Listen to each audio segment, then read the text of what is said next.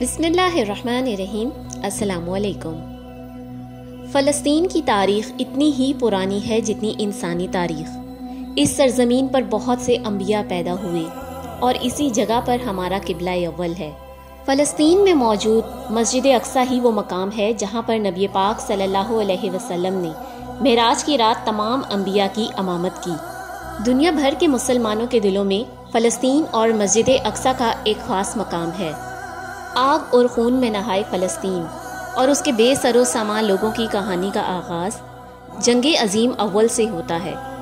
یہی وہ وقت ہے جب فلسطین میں یہودیوں کی آمد کا آغاز ہوتا ہے۔ فلسطین کی مقامی آبادی آنے والے یہودیوں کو اپنا مہمان تصور کرتے ہوئے انہیں خوش آمدید کہتے ہیں۔ سن 1516 تک فلسطین سلطنت عثمانیہ کے زیر حکومت تھا۔ اس وقت تک فلسطین ایک ترقی پذیر علاقہ تھا اور یروشلم یہاں کا تجارتی مرکز تصور کیا جاتا تھا۔ تاہم باقی عرب حکومتوں کو یہ بات پسند نہیں تھی کہ فلسطین کے اوپر غیر عربوں کی حکومت قائم رہے۔ مسلمانوں کی اس باہمی چپکلش اور نفرت کا فائدہ مغربی دنیا خاص طور پہ برطانیہ نے خوب اٹھایا۔ پہلی جنگ عظیم کے آغاز پر برطانیہ نے عرب حکومتوں کو پیشکش کی کہ اگر وہ خلافت عثمانیہ ختم کرنے کے لیے برطانیہ کا ساتھ دیں اور اس کے اتحادی بنے تو جنگ کے اختتام پر فلسطین کی حکومت عربوں کو سونپ دی جائے گی۔ عرب حکمرانوں نے یہود و نصارہ پر یقین کرتے ہوئے اس پیشکش کو قبول کر لیا اور خلافت عثمانیہ ختم کرنے میں برطانیہ کا پورا ساتھ دیا۔ 1918 میں برطانیہ اپنے اتحادیوں سمیت اپنے مخالفین کو شکست دینے میں کامیاب ہو جاتا ہے اور اس کے ساتھ ہی فلسطین کے اندر خلافت عثمانیہ کا اختتام بھی ہو جاتا ہے۔ عرب ممالک کے حکمران اس انتظار میں ہوتے ہیں کہ فلسطین کی حکومت اب انہیں سونپ دی جائے گی، لیکن حقیقت میں اس کے برعکس ہوا۔ جنگ کے اختتام پر برطانیہ اور فرانس نے اپنے مفادات کے لیے شام کے ٹکڑے ٹکڑے کرنے کا فیصلہ کر لیا اور ایسے 1920 میں فلسطین کو برطانوی راج کے حوالے کر دیا گیا اور یوں انبیاء کی یہ سرزمین عربوں کے ہاتھ سے نکل کے یہود اور نصارہ کے ہاتھ میں چلی گئی۔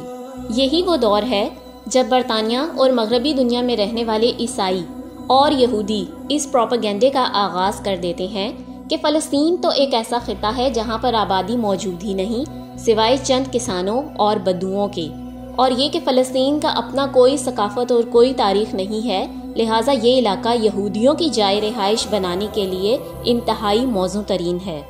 یہودیوں اور عیسائیوں کے اس گندے اور کبھی جھوٹ کے برعکس فلسطین ایک ایسا عربی ملک تھا جس کی اپنی ثقافت اور اپنی آبادی موجود تھی اور وہ ایک ترقی پذیر ملک تھا۔ 100 سال پہلے کا فلسطین آج کے فلسطین سے یکسر مختلف تھا۔ اسی دور میں یورپ میں یہ تحریک شروع ہو گئی اور یہودیوں کو بڑے پیمانے پر فلسطین میں ہجرت کروائی جانے لگی اور تمام یورپی ممالک سے یہودیوں کو نکالا جانے لگا۔ یہی وہ دور تھا جب یہودی یورپ سے نکالے جانے کے بعد فلسطین کی طرف آنے لگے۔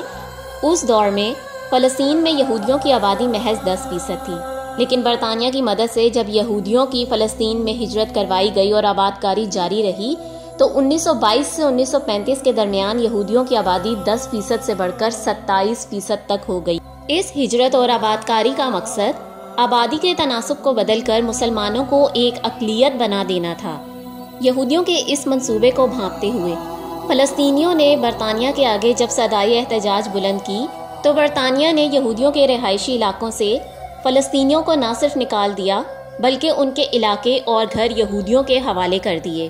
اس ظلم کے خلاف فلسطینیوں نے مسلح جہاد کا اعلان کر دیا اور ایسے فلسطینی دنیا کی طاقتور ترین فوجوں کا اور ان کے بموں کا مقابلہ کرنے کے لیے پتھر لے کر کھڑے ہو گئے۔ واضح رہے کہ آج بھی فلسطین کی کوئی فوج نہیں ہے اور وہ اسرائیل کی ظالم اور شیطان فوج کا مقابلہ آج بھی پتھروں سے کر رہے ہیں۔